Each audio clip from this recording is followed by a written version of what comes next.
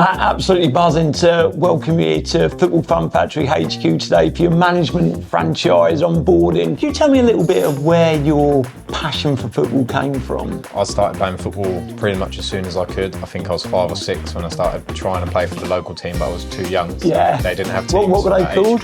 Chatwick Tigers was my first team, and as soon as I played football then I loved it. I was overly emotional at that age and had to win every game and score in every game, but that was where it started. And do you remember them coaches that took you for that first under-6? My mum was actually the assistant coach. Your mum was? Oh, that's brilliant.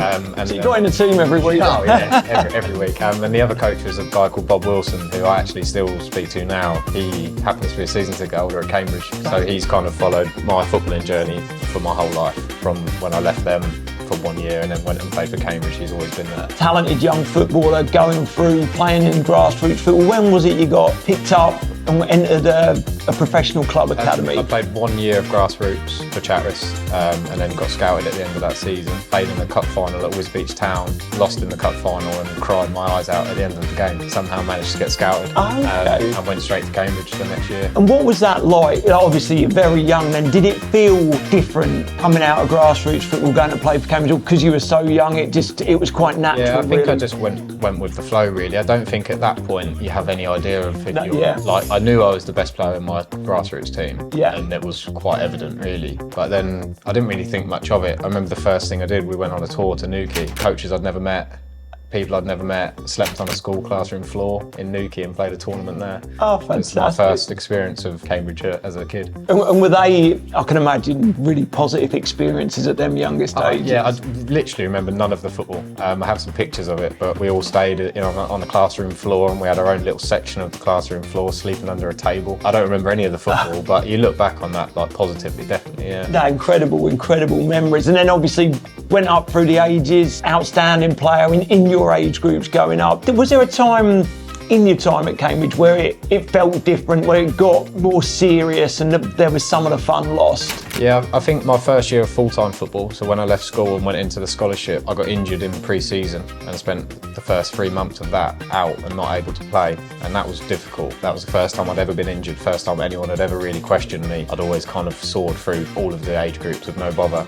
Yeah. So that was difficult then. And the worst part was probably actually when I got my professional deal. That was probably when it was as bad as it ever was. I found that really hard. In terms of like it becoming something that you've loved from them early days at Chatwick Tigers to then sort of going up, it's work then. Was that the reason or were there other reasons? I think it was then really serious and there was so much pressure, and it was in the fact that it wasn't enjoyable day to day. The training I didn't enjoy, there was a lot of, it was difficult, you know, had to try and impress every day. I found it that difficult and that enjoyment was lost. And when that enjoyment was lost, obviously you signed a contract, you're a professional football player, but in your mind was it, is this my long-term future? Do I want to be a footballer if this is what it's like? I went along that journey. I got a 3-year deal, so I think after 2 of those years I knew I was done. There was changes in management, I wasn't really enjoying it. I was playing for various clubs here, there and everywhere, and it all just, I knew then that was probably me done with football in a full-time serious sense. That was hard to come to terms with, definitely. That probably led to me really falling out of love with football. Got that back though.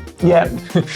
And again, I think when we spoke about that before, I've had that coming out of football. You have to make peace with it again, because you look back at them memories that you had as a kid and you can't not fall back in love with it. But something needs to happen. And I know we've spoke before about sort of coming on board with the Football Fun Factory had a massive sort of bearing on getting that love back for football. Can you tell us a little bit more about that? Yeah, well, I actually stopped playing. It got to that point where I didn't want to play anymore, and then at a similar time came on board with the Football Fun Factory and really got that love back for it just being fun, and almost got my bit of football from the coaching and doing this work, that I didn't need to play anymore because I got the kick and the buzz out of the coaching and being part of the Football Fun Factory. That was where I got that real buzz from, and now I end up playing again because I love football again now. So almost testament to the Football Fun Factory and the way we do things, that's given me that love for football back again, and now I'm playing again. The community that you live in got huge sort of passion for it, built a hugely successful business there. The coaching's obviously there, the experience is there. What about that running of a business, running of a franchise? How have you found that? Well, that was all quite new to me, because I would say I came in quite fresh in terms of not even being in work that long, having been through that football background. But I've really enjoyed it. I like to have the responsibility on my own shoulders and not anybody else, because if something doesn't work, it's to me, and if something does work, it's also to me. So the success success comes with, you know, me doing it. But I've enjoyed it. I think there's a real learning journey for me still to be had as well. But I have enjoyed the responsibility and the business side of things as well, yeah. And obviously expanding on that now with the management franchise, what are your sort of thoughts, what are your aspirations around that? Yeah, well, I'm really looking forward to it. I hope to be able to obviously go into a new area in Peterborough and really be able to make a splash there. Obviously, I'm not far away, but to learn a new community and hopefully grow a really big following in Peterborough and give that Football Fun Factory experience to loads of new families, yeah. Fantastic. We're so excited to see you sort of launch and grow there as well, Matty.